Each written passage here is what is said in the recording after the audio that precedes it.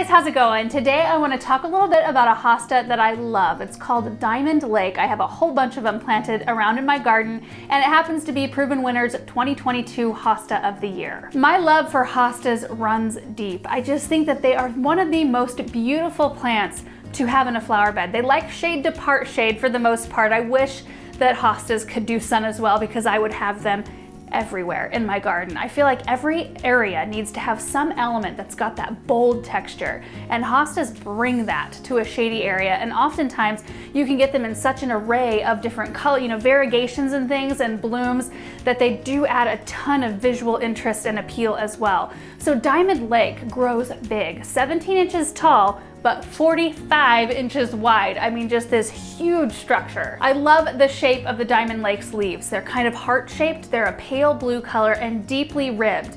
Really thick leaves as well. And here in high desert, where we get a ton of dry, hot wind, a lot of our hostas tend to want to burn on the edges and kind of tatter a little bit, but with the thickness of the leaves of this variety, it holds up so well to that. And even though most of us aren't growing hostas for their blooms, this one does bloom in early summer, pale lavender blooms that attract hummingbirds. Another thing I appreciate about hostas is that most of them are very hardy. So this one's a zone 3 through 9. So I mean, you can use this in a lot of different zones, but there's never really a time where they're unkept or untidy, because hostas you do want to clean up in the fall. You don't want to leave their leaves sitting on the soil throughout the winter. That can cause issues. So you go through and clean them up. The leaves just come off with just a scrape of your hand. You don't have to use any pruners or anything like that. They're just such an easy plant, low maintenance, and beautiful. One other thing I've learned about hostas throughout the years is they actually prefer a slightly more moist soil than I once thought.